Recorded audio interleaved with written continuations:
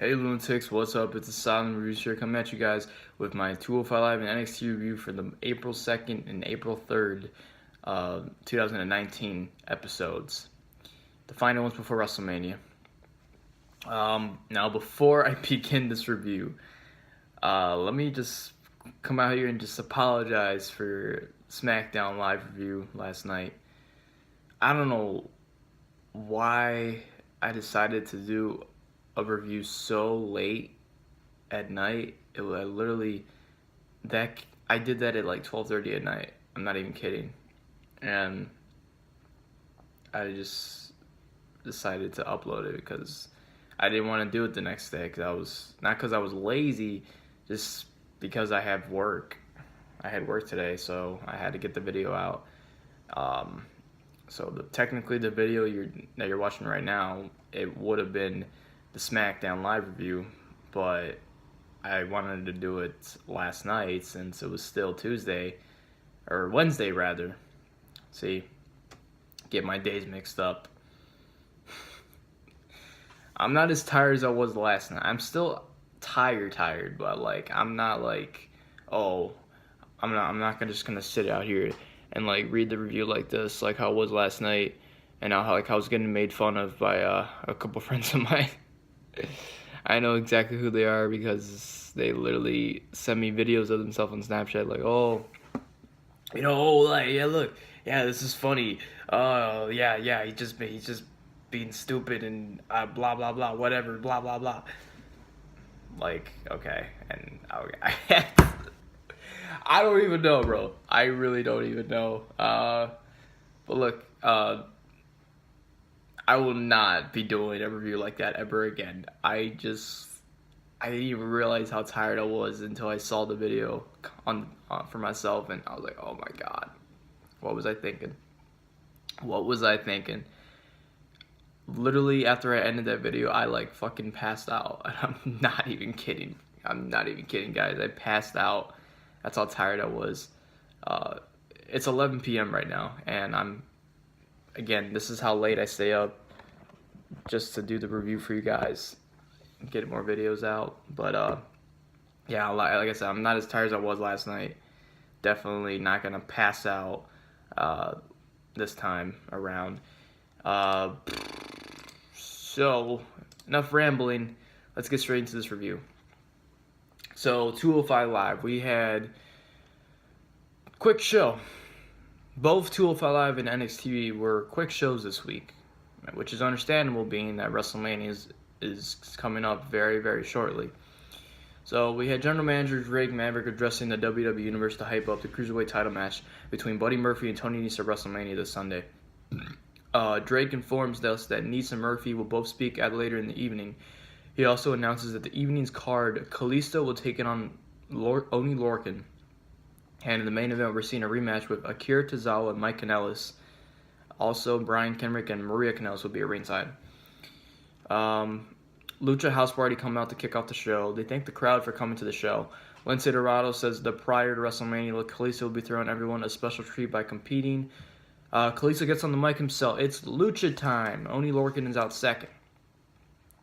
Now, in case you don't remember, Oni Lorcan is a part of the 205 Live now, and he will be on there full time as he signed under he signed a contract to stay in the Cruiserweight division. He's still going to be on NXT.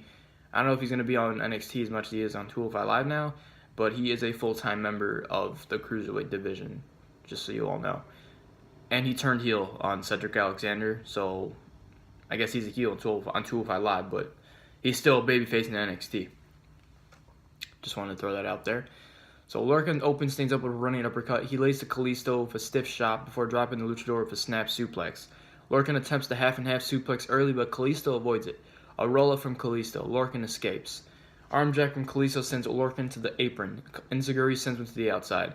Back in the ring, Kalisto takes Lorcan down with a springboard crossbody. The series of forearms from Kalisto. Now he charges at Oni on the ropes, but Oni manages to back body drop him to the outside. In pursuit, Lorcan tosses Kalisto hard into the barricade. Kalisto kicks Lorcan in the head as he comes into the ring, but Lorcan wears him down with a waistlock. The camera's cut to backstage where we see champion Buddy Murphy entering the building. He looks pissed, bumping some strangers in the process. Back in the match, Kalisto hits a stiff dropkick. Lorcan responds with a big boot and an uppercut to the back of Kalisto's head. A stiff shot from Lorcan. Running knee to the gut. Body scissor submission. Kalisto tries to escape, but Lorcan shifts to a headlock and keep him grounded. He eventually breaks out, the springboard twisting around the attacking Kalisto. A super kick. Handspring and Zaguri attempt, but Lorcan catches him in half and half. Kalisto lands on his feet. Spike Frankensteiner cover, but Lorcan kicks out. Kalisto goes for the Salida del Sol, or Lorcan has it scouted. Uppercut. Both men on the apron now. Lorcan goes for the half and half again. Kalisto blocks, and he hits a super kick. Salida del Sol on the apron. Both men are down the outside. Kalisto was able to slowly roll Lorcan inside for a pinfall, but he able to get a shoulder up. The end of the match, we saw Kalisto climb to the top for a moonsault, but Oni clubs him in the back, and he climbs up as well.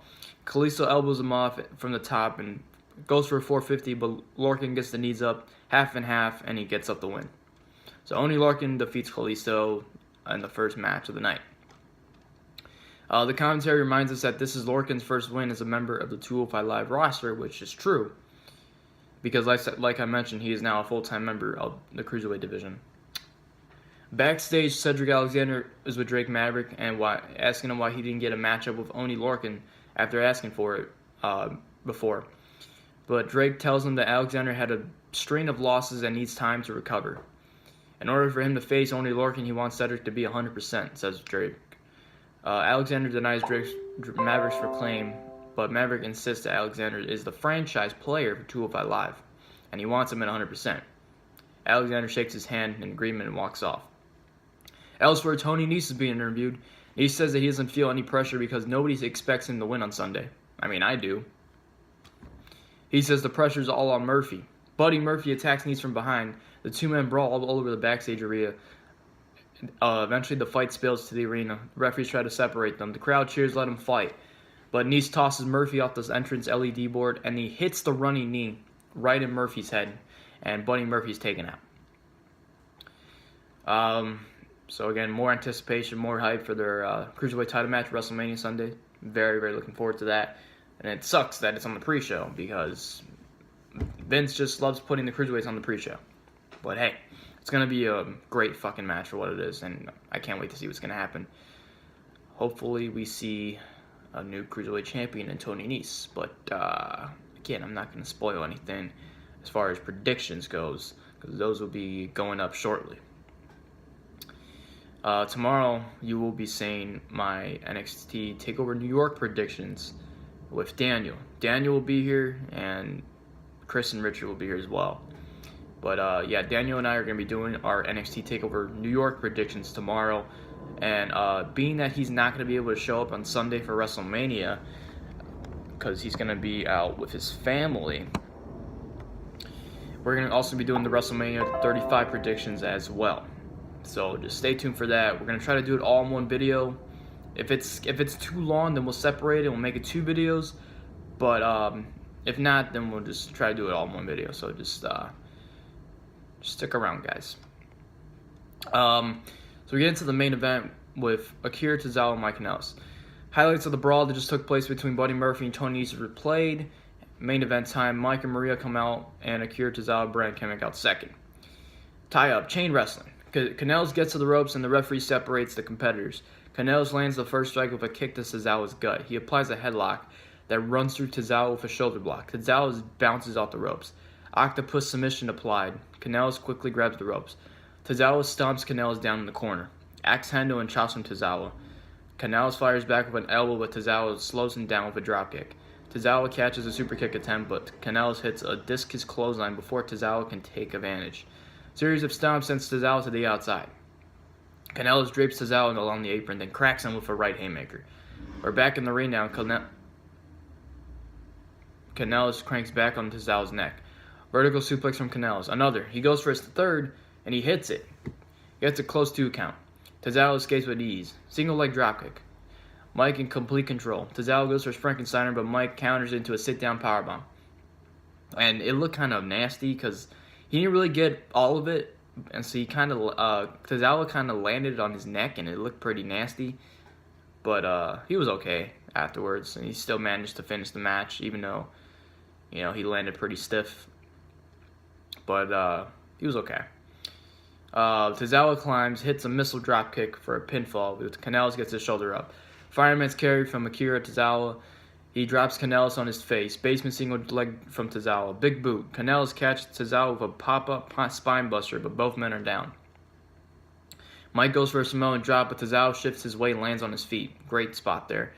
Octopus submission again, this time in the center of the ring. Kanellis is able to deadlift Tozawa. He tosses him over the top, and they both hit the arena floor hard. On the outside, Tozawa whips Kanellis into the barricade. Mike gets the upper hand of Tozawa, hanging neck breaker on the outside, but Kanellis throws Tozawa back into the ring, and he hits Brian Kendrick with a cheap shot. I don't know why, because I guess because Brian Kendrick was just there, or in his way, rather. I don't know. But Kanellis climbs to the top. Tozawa meets him up there and goes for a superplex. Kanellis, with a fireman's carry, turns it into a top rope Frankensteiner from Tozawa, and Kanellis kicks out. Tozawa goes for a German, Kanellis with an elbow. Another big chop. Tozawa strikes back. Each man trading shots. Tozawa hits a signature jab, super kick from Kanellis, a pump kick from Tozawa. This is awesome chance to begin. Snap German, climbs to the senton, but Kanellis knocks him down. Mike with the roll-up, but he grabs Maria's hands. The referee sees it, and Kendrick breaks it up. And Tozawa rolls up Mike Kanellis for the win. Tozawa and Kendrick celebrate after the match, and Mike and Maria can't believe it. Afterwards, before we ended the show, they showed a recap of Tony Nese's journey through the championship tournament, being replayed all the way, screening back from the Cruiserweight Classic in 2016, when he first made his appearance in WWE. And his now feud with former friend, Cruiserweight Champion Buddy Murphy, ahead of their WrestleMania title match this Sunday. So very much looking forward to that. So that was 205 Live, and let's get into NXT. NXT went by really, really quick this week. I have no idea why, but literally, it didn't even feel like an hour. And it wasn't an hour. It was 51 minutes. But it did not feel like it. It felt like it was only 30 minutes. It just went by real quick. But in the main event, we saw KAIRI Sane and Bianca Belair, a rematch from the first Mae Young Classic. Fantastic match there. And we had a rematch in the main event tonight. So the War Raiders kick off the show, and they're in tag team action against these local competitors. I have no idea who these guys are. One of these guys... God, he looked awful. He was like really, really pale, out of shape. They literally just picked him off the street. And his partner, jobber, of course. So they were both jobbers. War Raiders take him out easily. Road blast through both guys, throwing them all over the ring. Hanson tags in, hits the wheel kick. And it was funny, too, because it looked like he did the Black Mass. Hanson, rather. Rowe then lifts and throws Hanson against one of their opponents. A pop-up power slam, and we're already done here. War Raiders pin these guys in near seconds. After the match, Hanson says Aleister Black and Ricochet don't have to listen. They just need to watch. Bring out the next tag team. Another team is brought out. We see War Raiders take on Adrian Jaoud and Cesar Bononi. I'm not familiar with these guys. I've seen Cesar a couple times in NXT, but I'm not familiar with Adrian Jaoud. I think that's how you pronounce it. Sounds Brazilian. I don't know. But, again, they didn't get any offense in. War Raiders just fucking took care of them easily. Hanson tries for a big punch. Doesn't do much as Hanson hits him with a big lariat. Rowe with a knee strike to Jawood's face. Rowe then body slams Hanson on Bononi. Rowe with a power slam, powerbomb both of his opponents. Man, guy's fucking strong as hell. He had both of them in a freaking powerbomb position. He had one guy up in a powerbomb position, the other one in a power slam, and then he just fucking deadlifts them and drops them right on the mat. Crazy, crazy spot there. The power of Rowe. He then picks up Bononi and he tags in Hanson, hits the signature leg drop off the top rope for the 1-2-3, and the War Raiders pick up the win. A vignette hyping WWE UK champion Pete Dunne versus Walter at NXT TakeOver New York.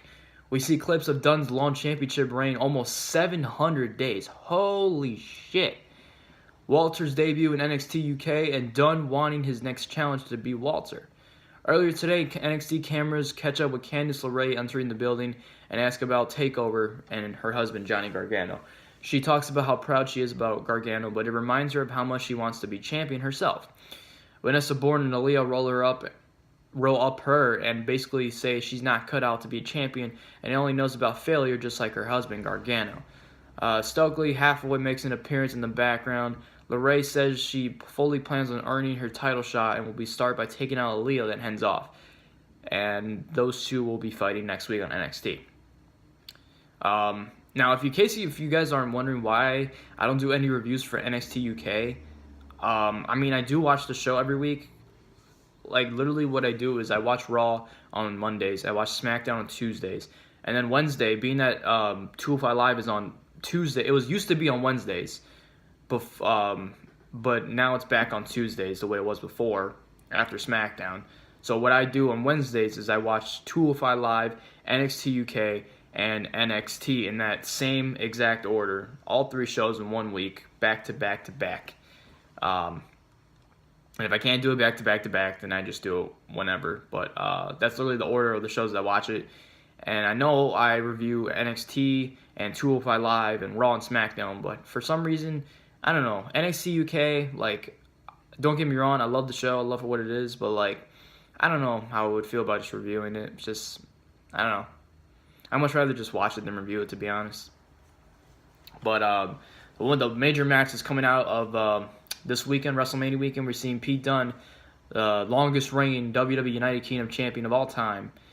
Looking at 650-something days, he's taking on Walter. If you guys don't know who Walter is, this guy's a fucking monster. Absolutely crazy. I've never seen Walter wrestle before. I've seen him in the indies and in some other promotions back in the day, but like I've never seen him wrestle. And when I saw him debut on NXT UK, I was like, holy shit. I would not want to be on the receiving end of a big chop on my chest from Walter. Leaves you hit with like literally hamburger meat. Guy is fucking massive. And I would not be surprised if he ends up taking the UK title from Pete Dunne on Friday. Or tomorrow, rather. But we'll see what happens. It's going to be very, very interesting what we see there. Oni Lorcan versus Jackson Riker of the Forgotten Sons. This was hard-hitting, and it was enjoyable for what it was. I don't know what it is, man, but for some reason, Jackson Riker, a.k.a. Gunner from Impact Wrestling, I liked him better than TNA. For some reason, he's just not working for me in the Forgotten Sons, and not just in NXT, but like as the trio of Forgotten Sons. Like, I like Wesley Blake and Steve Cutler together as a tag team, but for some reason, Jackson Riker just doesn't fit there. I get it, he's the heavy guy there, and he's like the bodyguard of the two, but like, when he wrestles, I mean, I don't really see anything special in him. I don't know. And I felt the same way about the rest of the Forgotten Sons, but like, after what we saw from them in the Dusty Rhodes Tag Team Classic this year, they instantly caught my attention, and I became a fan. But I can't say the same about Jackson Riker. I don't know.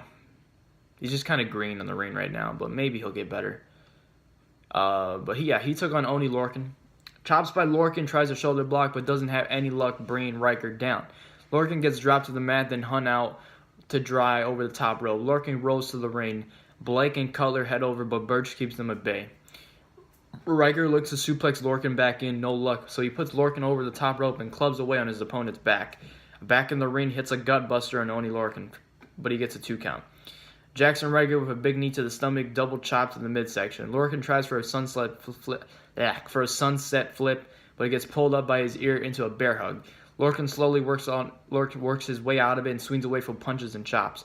Running European uppercuts, running elbows in the corner, goes for a third one, and he gets nailed with a lariat, turning him inside out. And Riker hits a modified sit-down powerbomb choke attempt. I have no idea what it was, but it was pretty impactful. And it's much better than what he did before. His previous finisher was literally just like a slingshot powerbomb. It didn't really look like it was impactful. I mean, like, it was just whatever, you know. But it didn't really, like, you know, that wasn't like for him. But what he did for the Oni Lorcan to finish the match, definitely a better finisher in my opinion. He goes for a choke slam and he just drops him with a sit-down powerbomb, so that's pretty nice. So Jackson Ryker picks up the win against Oney Lorcan on NXT. We see a vignette preview. I can't speak. We see a vignette previewing Johnny Gargano versus Adam Cole in a 2 out of 3 falls match for the vacant NXT Championship after Tommaso Ciampa had to relinquish it due to undergoing neck surgery. The clips are shown of both Gargano and Cole training for the upcoming title match. WWE uploaded a video on their channel on YouTube of it's like a 21-minute video of both Adam Cole and Johnny Gargano preparing for their upcoming title match at TakeOver New York, and it just shows them training. It was really cool to see. We take a look at the upcoming NXT North American Championship match. Velveteen Dream versus Matt Riddle. Going back to Royal Rumble weekend. Dream won the Worlds Collide tournament and a title shot of his choosing, and he would end up picking Gargano and defeating him on the next episode of NXT for the title. Riddle says he knows Dream wants the spotlight, and being in the ring with him is the biggest spotlight there ever is. 5 weeks ago, Keith Lee and Dominik Dijakovic wrestled to a double countout in a fantastic match. A week later at the Performance Center, the two jawed at each other about another match, but NXT's cameras caught up with Lee to ask about a rematch. They said that Keith Lee was apparently injured, but I guess he denied those rumors because, we haven't seen him on NXT in a couple of weeks, but, he was there. He was there, and he's back to the clean-shaven look, how he looks when he first debuted on NXT. I'm not too thrilled about that look. I much rather prefer the beard going to Keith Lee, but that's Mr. Limitless for you. So, yeah, Lee said he showed up for a conclusion to the feud, but they got bumped. Lee says he was the first to line up at NXT GM's William Regal's office to figure out when the rematch will go down with Dijakovic after asking for a rematch, and it's been made official. It will happen in 2 weeks in NXT. Keith Lee versus Dominik Dijakovic, and we'll probably get a fair winner this time around. No doubt it's gonna be a great fucking match like how it was the first time, and I can't wait to see what these guys do in the ring for that match. It was also announced for NXT next week, the Street Profits versus Fabian Aichner and Marcel Bartel of the European Union from NXT UK. Also, Candice LeRae versus Aaliyah. We went over that. And we get into the main event, Bianca Belair versus Kairi Sane. Sane looks up for Sane looks for an early roll-up. I am just mixing my fucking words up today. Jesus Christ, man. My apologies, guys. Belair flips out of it. Sane with a big shot to Belair, heads to the top, leaps and rolls through. She taunts Belair with her mini ponytail. Spear hits a sliding elbow that sends Belair out of the ring. Flying elbow off the apron. Back into the ring. Kairi looks for a pin attempt. Goes for a 2 count. Same with the anchor submission hold. Belair fights out of it. Body slam. She gets a 2 count. Belair with the kicks in the corner and abdominal stretch and a backbreaker. Belair with the suplex. Kip up. The mocking cover of Belair saying ahoy. Mocking Kairi Sane and her pirate princess gimmick. Sane gets back up to her feet and locks in an octopus stretch, but Bianca fights out of it. Sane with a crossbody off the second rope when she gets caught when Bianca hits a fallaway slam on Sane. Belair with a jumping frog splash, but Sane gets her knees up. Belair ends up getting kicked out of the floor again. She looks for a superplex, but gets reversed into a DDT. Sands with a couple of big chops, dragon screw, leg whip, an axe kick, 2 rolling neck breakers, sliding forearm in the corner, all that. Sane heads to the top rope, flying elbow, cover, hits a 2 count. Spinning elbow lands. She heads to the top again, but Belair follows her up this time. Seeing superplex, not quite sure Belair meant to stay up on the turnbuckle, hitting suplex, but a standing moonsault, ducks a back fist, and hits a double chicken wing slam on Sane.